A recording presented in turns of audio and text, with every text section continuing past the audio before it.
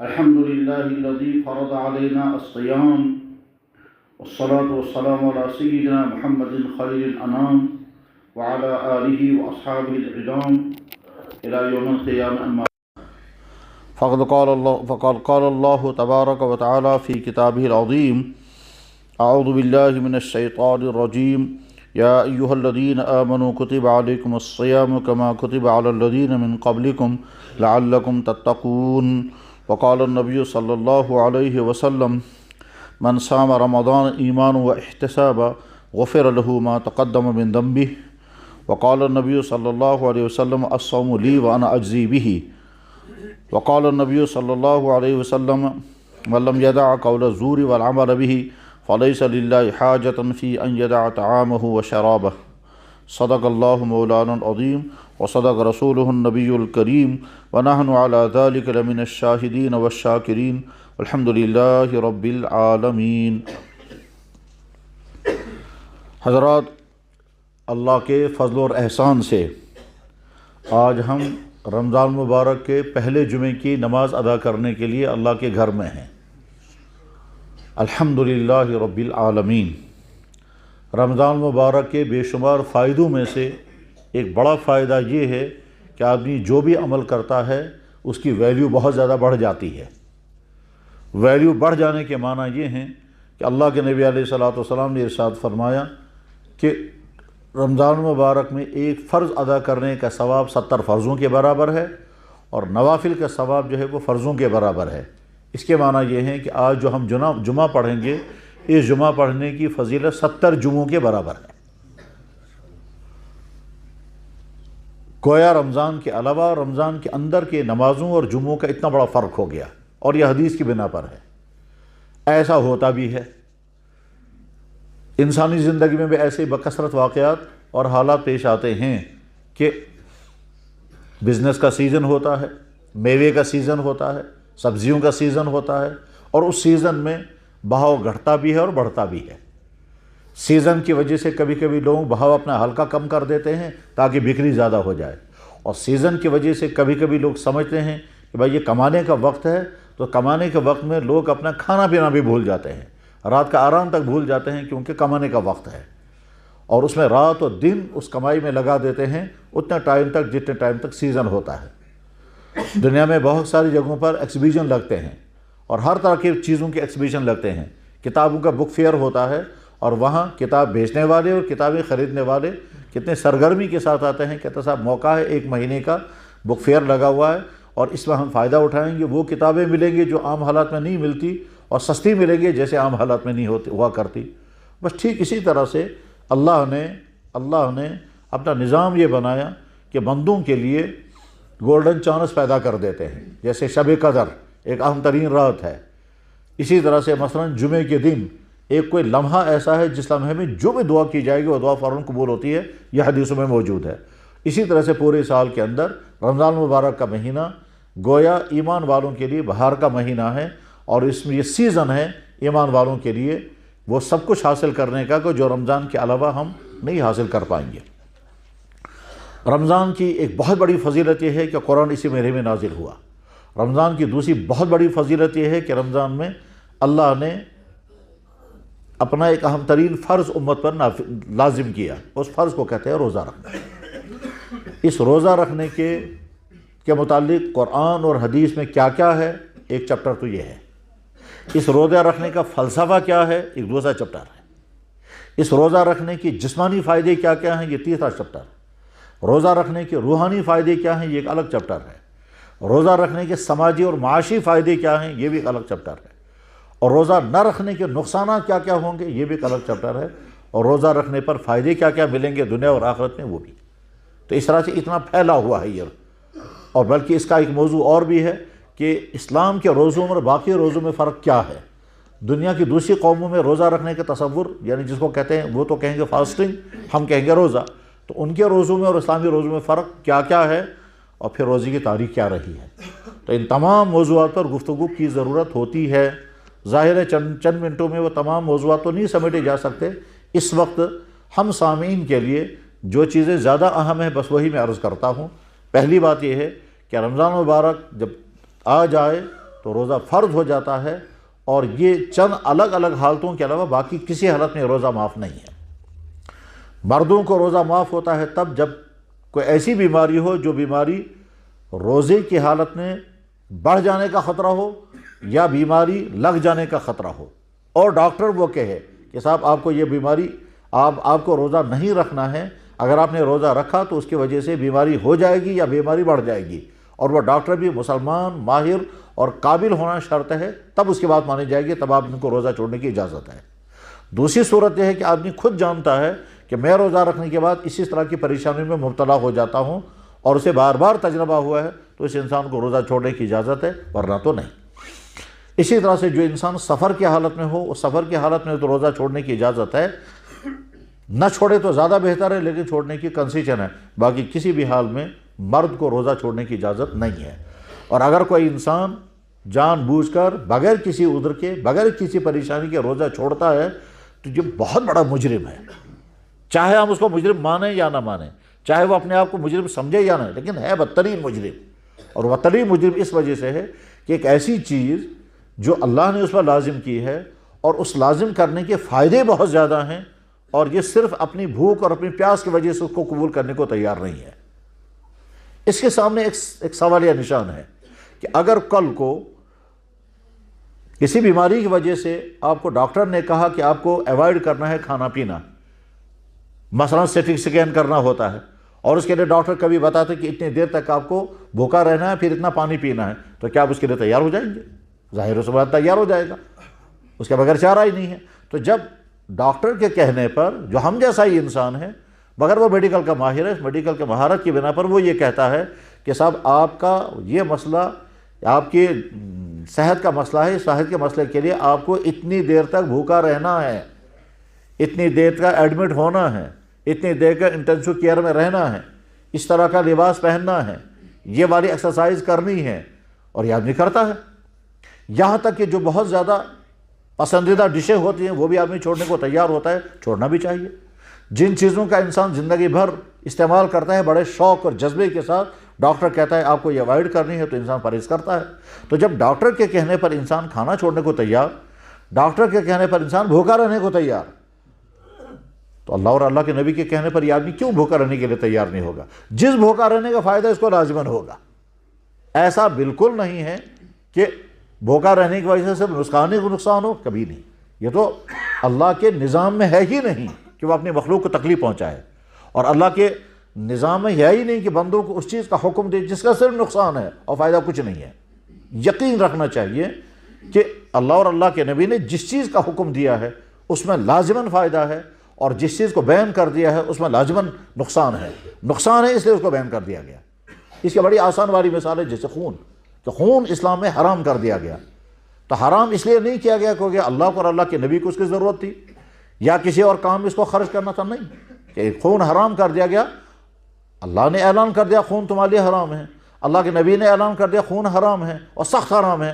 اور آج کا زمانہ چونکہ انفارمیشن کا زمانہ ہے، علم کا زمانہ ہے، آج ہم اچھی طرح سے سمجھ سکتے ہیں کہ خون کو حرام کرنے کی وجہ کیا ہوئی ہے۔ تو جواب یہ ہے کہ خون انسان کے ڈائجسٹو سسٹم کے لیے، نظام ہضم کے لیے زہر ہے۔ انسان خون ہضم نہیں کر سکتا۔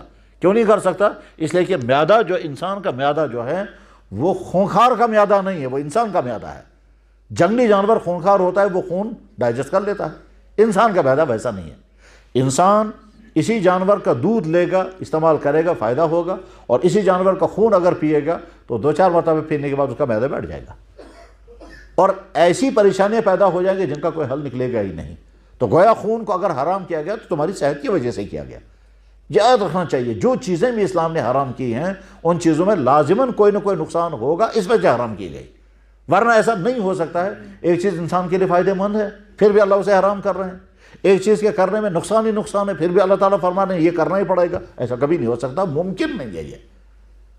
یہ اللہ کے نظام رحمت، اللہ کے رب العالمین اور اللہ کے نبی کے رحمت العالمین کے منصب اور ان کے مزاج کے بالکل خلاف ہے کہ رحمت للعالمین اور حکم دے رہے ہیں ایسی چیز کا جو لوگوں کے لیے زحمت بنے، اور اللہ رب العالمین کہتے ہیں میں تمہارا رحیم رب ہوں اور میں حکم اس چیز کا دوں گا جو تمہاری پریشانی کا سبب۔ ایسا نہیں ہو سکتا۔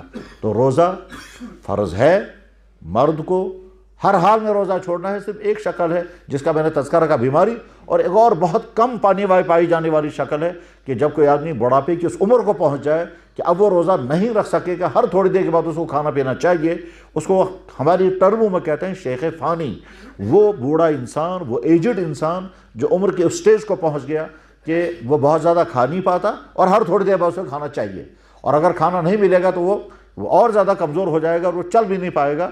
تو ایسے بوڑھے انسان کو شریعت نے روزہ چھوڑ دینے کی اجازت دی ہے، اور اس کا تذکرہ قرآن میں ہے، کیونکہ اللہ تعالیٰ شانہ اور اللہ کے نبی جب حکم دیتے ہیں تو ساتھ میں کنسیشن بھی خود دیتے ہیں، جن جن صورتوں میں کنسیشن چاہیے ان صورتوں میں کنسیشن بھی دیتے ہیں۔ مثلاً عورتوں کو روزہ فرض ہے، لیکن اگر کوئی عورت پریگننسی کی حالت میں ہو، حالت حمل میں ہو، یا اپنے بچے کو دودھ پلا رہی ہے، تو اللہ کے نبی نے اعلان کر کے فرمایا کہ مرضعہ اور حاملہ کو روزہ بعد میں قضا کرنا ہوگا۔ تو جہاں کنسیشن چاہیے وہاں کنسیشن دی گئی۔ روزہ فرض جن پر ہے وہ شوق سے روزہ رکھیں، بلکہ انتظار کرنا چاہیے کہ مجھے خوب بھوک لگے اور خوب پیاس لگے، اور بھوک لگے اور پیاس لگے اور آپ برداشت کریں تو ایمان کی علامت ہے۔ بلکہ یوں کہیے کہ اگر ہم نے روزہ رکھا بھوک لگی ہی نہیں، ہم نے روزہ رکھا پیاس لگی ہی نہیں، تو پھر افسوس ہے کہ صاحب ہم کو تو روزے کی وجہ سے جو مشقت آنی چاہیے وہ مشقت جھیلنے کا ہم کو موقع ہی نہیں ملا، ورنہ ہم چاہتے کہ دیکھیے یا اللہ ہم کو بھوک اتنی لگ رہی ہے اور پیاس اتنی لگ رہی ہے، اور آپ کے حکم کی وجہ سے ہم نہ کھانا کھا رہے ہیں نہ پانی پی رہے ہیں، حالانکہ اویلیبل سب کچھ ہے، تب اللہ تعالیٰ کہتا ہے ہاں اب تم نے برداشت کیا اور تمہارا روزہ بہت اچھا روزہ بن گیا۔ یہی وجہ ہے کہ جو دین کا اونچا درجہ رکھنے والے، اونچا مزاج رکھنے والے، وہ کبھی انتظار کرتے تھے خوب بھوک لگے اور ہم کھڑے ہونے کے بھی قابل نہ رہیں، اور جو ہم کو کمزوری آ جائے گی تو اللہ کو کہہ سکیں گے آپ کے حکم کی وجہ سے ہم کو اتنی کمزوری آئی، اب تو آپ قبول کر لیں کہ ہم نے آپ کو فالو کیا۔ جنوں کا روزہ فرض ہو، پھر جب لوگ آدمی روزہ رکھے تو اس کے بعد اب اس روزہ رکھنے والے کی دوسری ذمہ داری ہے کہ اس روزے کو خراب ہونے سے بچائے۔ ڈاکٹر کے پاس جانا اور دوائی لینا پہلا کام ہے، اس کے بعد دوائی لے کر کے ٹھیک طرح سے اس کو استعمال کرنا اور پرہیز کرنا یہ دوسری ڈیوٹی ہے۔ تو جب ہم نے روزہ رکھا تو ایسی کوئی غلطیاں نہیں ہونی چاہیے جن غلطیوں کی وجہ سے روزہ ہی نہیں رہے گا، اس روزے کی صرف شیپ بن جائے گی۔ آپ جانتے ہیں ایک پلاسٹک کا پھول ہوتا ہے، بہت اچھے رنگ والا، بہت اچھے کلر والا، بہت اچھی شیپ، ٹھیک ہے، لیکن اس میں خوشبو نہیں آ سکتی۔ تو ایسا نہ ہو کہ ہمارا روزہ جو ہے وہ اوریجنل پھول کے بجائے پلاسٹک کا پھول بن جائے۔ یعنی ہمارے یہ اللہ کے نبی نے ارشاد فرمایا کہ من لم یدع قول الزور والعمل به فلیس للہ حاجۃ فی ان یدع طعامہ وشرابہ، جو عمل نہ چھوڑے اللہ کو کوئی مجبوری نہیں ہے کہ تم کھانا پینا تمہارا بند کرا دے، وہ تو ایک مقصد کے لیے ہم نے بند کرایا تھا، وہ خواہ نہیں ہے۔ وہ مقصد اگر پورا نہیں ہو پا رہا ہے تو کھانا پینا بند کرنے کا فائدہ کیا ہوا؟ وہ مقصد کیا ہے کہ انسان کے اندر کنٹرول آ جائے۔ یہ کنٹرول کیسے آتا ہے کہ جب بھوک لگی ہے، کھانا موجود ہے، پھر بھی نہیں کھا رہا، تو کنٹرول کی ٹریننگ ہو رہی ہے، اپنے آپ کو قابو میں رکھنے کی ٹریننگ ہو رہی ہے۔ بعض دفعہ ایسا بھی ہوتا ہے کہ صبح 9-10 بجے بھوک لگ جائے گی اور اس کے بعد پورا دن اس کو اپنے آپ کو قابو میں رکھنا ہے، اور بابا جی چاہتا ہے میں کھاؤں لیکن نہیں کھاتا، پیاس لگ رہی نہیں پی رہا، فریج میں قسم قسم کے جوس لگے ہوئے نہیں ہیں، دکان سے گزر رہا ہے وہاں اچھے جوس لے کر کے کہیں باتھ روم میں پی سکتا ہے، کوئی دیکھنے والا نہیں، پھر بھی نہیں پیتا۔ یہ جو اپنے آپ کو قابو میں رکھا ہوا ہے یہی ہے، یہ سب سے بڑا فائدہ ہے روزے کا۔ گویا اس کے ذریعے سے اللہ تعالیٰ شانہ میسیج دے رہے ہیں کہ جب تم رمضان میں دن میں حلال پاک غذا کھانا اور پینا نہیں کھا رہے ہو، نہیں پی رہے ہو میرے حکم کی وجہ سے، تو رمضان کے بعد میں جب کہوں گا کہ یہ چیز حرام ہے تو حلال سے بچنے کی وجہ سے اب تم کو حرام سے بچنا آسان ہو جائے گا۔ یعنی اگر تم نے رمضان میں پاک لیکوڈ نہیں پیا، نہ پانی نہ جوس نہ شربت نہ کچھ اور، تو رمضان کے بعد میں کہوں گا شراب مت پینا، تو تم چھوڑو گے کیونکہ تم نے ٹریننگ پا لی ہے۔ اب جب روزہ انسان رکھتا ہے تو اپنی آنکھوں کی حفاظت، جو آج کے جوانوں کے لیے بڑا مشکل مسئلہ ہے، کیونکہ ہماری ہی بیٹیاں، ہماری ہی بہنیں، ہماری ہی مائیں سوسائٹی کی ہر جگہ میں پہنچی ہوئی ہیں، اور ان کو الگ کرنا دور کرنا بھی صورتحال یہ ہے کہ مشکل ہے۔ یعنی گویا ہر جگہ بس کو ہے، ہر جگہ اسکول میں بھی کو ایجوکیشن، کالج میں بھی ہر جگہ یہ کو ہے۔ اس کو کی وجہ سے آج کے مردوں کا مشکل امتحان ہے اپنی آنکھوں کی حفاظت، اور جب آدمی کی آنکھوں کی حفاظت نہیں کر پاتا، ادھر سے روزہ ہے ادھر سے آنکھ کی حفاظت نہیں، تو گویا ہم یوں سمجھیے روزہ رکھ بھی رہے ہیں اور اس کے اثرات کو ختم بھی کر رہے ہیں۔ اسی طرح سے زبان کی حفاظت، اور یہ وہ چیز ہے کہ اللہ کے نبی نے اہتمام سے فرمایا کہ بھائی دیکھو زبان کو کنٹرول میں رکھنا، اگر تم سے کوئی لڑے تو تم اسے کہنا بھائی میں روزے دار ہوں، اگر وہ پھر بھی نہیں مان رہا ہے تو اپنے آپ کو کہو تم روزے دار، اپنے روزے کو بچاؤ، اس سے مت لڑو، تمہارا اپنا روزہ خراب ہو جائے گا۔ بالکل ایسے جیسے ہم کسی انسان سے کہتے ہیں آپ ٹینشن مت لینا کیونکہ آپ جو ہیں وہ ذہنی طور پر کمزور ہیں. آپ غصہ مت کرنا، غصہ کرنے کی وجہ سے خود آپ کو نقصان ہو جائے گا. آپ برداشت کرو، غصہ نہیں کرنا. غصہ کرنے کی وجہ سے تم کو خود صحت کے مسائل پیدا ہو جائیں گے. تو ٹھیک اسی طرح سے اپنے روزی کو بچانا ہے، اور روزے کو بچانے کے لیے آنکھوں کی حفاظت، زبان کی حفاظت، کھانے پینے میں حلال و حرام کی بہت گہرائی کے ساتھ توجہ رکھیں کہ کوئی ایسی چیز ہرگز میں نہیں کھاؤں گا کہ جس میں ذرا سا بھی شک ہوگا اور اس کے بعد پھر میرا روزہ خراب ہو جائے گا. تو روزہ رکھنا اور روزے کو خراب ہونے سے بچانا، جب یہ دونوں باتیں ہو جائیں گی تو اللہ تعالیٰ کا بہت انعام ملتا ہے. پھر اللہ تعالیٰ کہتے ہیں کہ روزہ آپ نے میرے لیے رکھا، میرے کہنے کی وجہ سے کھانا پینا چھوڑ دیا، اور میرا ہی ڈر آپ کے دل میں تھا. کہ دوسرا کوئی کام انسان لوگوں کو دکھانے کے لیے کر سکتا ہے، روزہ کبھی نہیں کرے گا. روزہ دکھلاوے کے لیے ہو ہی نہیں سکتا. کیوں نہیں ہو سکتا؟ دکھلاوے کے لیے ہم کر سکتے، دوسروں کو بتائیں گے روزہ ہے اور اندر جا کر کے کھائیں گے. لیکن اس کے باوجود اگر کوئی آدمی روزہ رکھے ہوئے ہے تو اللہ فرماتے ہیں روزہ جب بھی انسان رکھتا ہے وہ میرے لیے رکھتا ہے، میرے ڈر کی وجہ سے رکھتا ہے، میری محبت کی وجہ سے، میرا آرڈر فالو کرتا ہے، اس لیے وہ روزہ رکھتا ہے. الصوم لی، نماز بھی اللہ کے لیے، زکوٰۃ بھی، مگر روزے کو کہا روزہ تو خالص میرے لیے ہے، اور روزے کا انعام میں خود اپنے ہاتھ سے الگ سے دوں گا اسپیشلی. یہ اللہ کا نظام. اس لیے شوق سے روزہ رکھا جائے، روزہ رکھنے کے بعد روزے کی حفاظت کی جائے. اور اللہ کے نبی علیہ السلام کا یہ ارشاد بار بار کہ میں اس کیٹیگری میں نہ آ جاؤں جن کے بارے میں اللہ کے نبی نے فرمایا روزہ رکھنے کے بعد جو روزہ کو کوئی فائدہ نہیں. کم من صائم لیس له من صیام الا الظما، کتنے روزے رکھنے والے ایسے ہیں جن کو روزہ رکھنے پر، اور روزہ رکھنا ایمان کی علامت ہے. حضرت علی رضی اللہ عنہ کی مشہور حدیث ہے، اللہ کے نبی علیہ السلام نے فرمایا جب تم کسی کو دیکھو بھوک اور پیاس کے باوجود روزہ رکھے ہوئے ہے تو گواہی دینا کہ اس کے اندر ایمان ہے. جب تم کسی کو دیکھو کہ سخت ٹھنڈ میں وضو کر رہا ہے، یا گواہی دینا کہ تم اس کے اندر ایمان ہے. سخت ٹھنڈے موسم میں پانی سے وضو کرنا اور سخت گرمیوں کے موسم میں روزہ رکھنا، یہ دونوں ایمان کی علامتیں ہیں. کہ اگر یہ نہیں ہوگا تو انسان کہاں رکھے گا؟ ہم جہاں جس خطے میں آباد ہیں اللہ کا فضل و احسان سے، یہاں ایسی گرمیاں نہیں، ایسی پریشانیاں نہیں، نہ بھوک و پیاس کے اتنے مسائل ہیں. اسے شوق کے ساتھ روزے رکھنے چاہیے، اور رمضان کا پورا شیڈول بنائیں، اور شیڈول کے ساتھ پورا رمضان گزاریں تو روزے رمضان کے پورے فائدے ہوں گے. اور شیڈول میں نمازیں 5 وقت کی، اور مزید 2 نمازیں یا 3 نمازیں اور پڑھیں گے تو اور بہتر ہے، اشراق اور توابین اور تہجد. اور یہ 3 نہ ہو سکے تو 2 ضرور، اور آسان ہیں کیونکہ سحری کے لیے اٹھنا ہی ہے. لہذا سحری کے لیے اٹھنے سے 10-15 منٹ پہلے اٹھ کر کے 2 رکعت، 4 رکعت، 8 رکعت یا 12 رکعت، جتنا شوق جتنا موقع ہو تہجد کی نماز پڑھیں تو ایک بہت بڑا انعام آپ حاصل کر پائیں گے. کیونکہ اللہ تعالیٰ شانہ پہلے آسمان پر اتر کر اعلان کرتے ہیں کون مانگنے والا ہے میں عطا کروں گا. یہ حدیث میں موجود ہے، ہر حدیث کی کتاب میں، بخاری میں تقریباً 10 جگہ یہ حدیث ہے. یقول اللہ حل من سائل فاعطی، کون مانگنے والا میں عطا کروں گا. حل میں مستقبل، تو بہت ہی قیمتی وقت ہے، اس وقت کا فائدہ اٹھایا جائے. تو نمازوں کا نظام یہ ہے. اسی طرح سے قرآن کریم کی تلاوت کا نظام اپنا ہر آدمی خود بنائے. تلاوت کریں، کس طرح سے کریں گے؟ جو قرآن کریم پڑھ سکتے ہیں وہ ضرور تلاوت کریں، اور جو تلاوت نہیں کر پاتے ہیں وہ کم سے کم جو صورتیں ہیں ان صورتوں کو شوق سے پڑھیں، اور کئی مرتبہ پڑھیں. یہاں کشمیر کی تاریخ میں پہلے زمانے کے جو بزرگ تھے، وہ عام انسان جس نے قرآن نہیں پڑھا ہوتا تھا ان کو جب کہتے تھے کہ تم نے چونکہ قرآن نہیں پڑھا ہے اور تم چاہتے ہو تو اب وہ اسے کیا بتاتے تھے کہ تم تہجد کی نماز میں 12 رکعتیں پڑھو. پہلے رکعت میں 12 مرتبہ قل هو اللہ شریف، دوسرے رکعت میں 11 مرتبہ، تیسرے رکعت میں 10 رکعت، چوتھے ایک کم کرتے کرتے 12 رکعتیں پورے ہو جائیں گے اور تمہاری تلاوت بھی بہت زیادہ ہو جائے گی. رمضان کے اس معمول میں ایک عمل اور کی صفت کیا جانا چاہیے کہ آنکھ بند کر کے بیٹھیں، کمرے میں اگر ہو سکے تو اندھیرا کریں، اور بالکل اللہ کو مخاطب بنا کر کے دعائیں کریں، بالکل ایسے جیسے اللہ سے بات چیت ہو رہی ہو. اپنا ایک کیس اللہ کے سامنے پیش کریں، اور پہلے اللہ کی دی ہوئی نعمتوں کو ایکنالج کریں کہ یا اللہ آپ نے مجھے یہ بھی دیا ہے، مجھے یہ بھی دیا ہے، مجھے یہ بھی دیا، یہ ساری چیزیں آپ نے دی ہیں، میں تسلیم کرتا ہوں، میں شکر ادا کرتا ہوں. اس کہنے کے نتیجے میں آپ کا کنیکشن اللہ سے اور مضبوط ہوگا. جب آپ کو لگے گا آپ اپنے اللہ کو کہہ رہے ہیں آپ نے مجھے یہ بھی دیا، یہ بھی دیا، یہ بھی، فلاں آدمی ایسا ہے مجھے آپ نے ایسا نہیں بنایا، فلاں آدمی ایسا ہے آپ نے مجھے ایسا نہیں بنایا. مان لیجیے جوان لڑکا ہے، اس جوان لڑکے نے دیکھا یار ہمارا فلاں ساتھی ہم نے سنا اس کی وہ کڈنی فیل ہو گئی ہے، فوراً کو یا اللہ اب میں بھی اس جیسا ہوں، مگر میں کڈنی فیلئر نہیں ہوں. یا فلاں لڑکا ہے وہ ڈرگس میں پھنس گیا ہے، یا اللہ آپ نے مجھے بچائے رکھا بہت.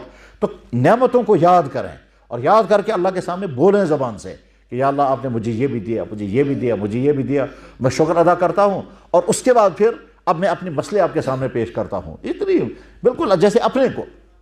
اور اپنے جتنا اپنائیت اللہ کے ساتھ ہوگی، اللہ کے نبی نے فرمایا، اللہ یہ فرماتے ہیں کہ میں اپنے بندے کے ساتھ ہوں جیسا وہ میرے بارے میں گمان کرتا ہے۔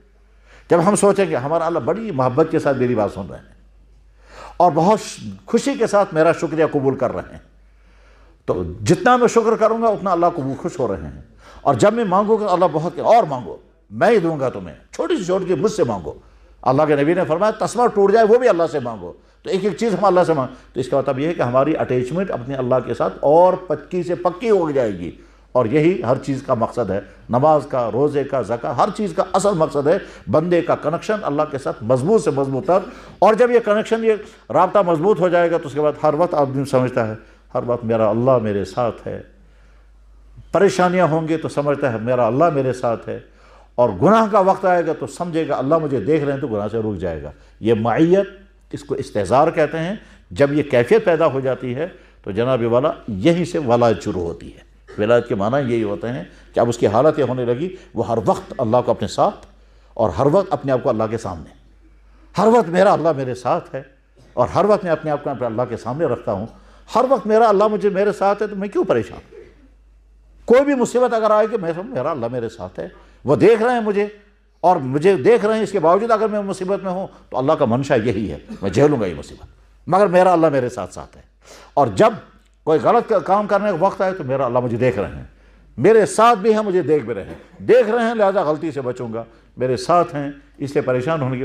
اس طرح سے جب یہ کیفیت انسان کی پیدا ہو جاتی ہے تو اس کو کہتے ہیں مومنانہ زندگی، اس کو کہتے ہیں حقیقی اسلامی زندگی۔ اور یہی یہ آدمی آگے چل کر کے عارف باللہ بنتا ہے، یعنی اللہ کو حقیقتاً پہچاننے والا، اللہ کے ساتھ اصلی جیسا تعلق ہونا چاہیے ویسا تعلق والا۔ پھر یہی ہے ہاتھ ہے بندے مومن کا اللہ کا ہاتھ، یہی وہ مقامات ہے۔ اللہ تعالیٰ شانہ رمضان کو ٹھیک طرح سے گزارنے کی ہمیں توفیق عطا فرمائے، اور روزے کی قدر کی توفیق عطا فرمائے۔ زیادہ زیادہ تلاوت، دعائیں، تسبیحات اور نمازیں، اور دھیان والی نمازیں نصیب فرمائیں، اور جہاں جہاں جو دعائیں کی جائیں وہ ساری دعائیں اللہ قبول فرمائیں۔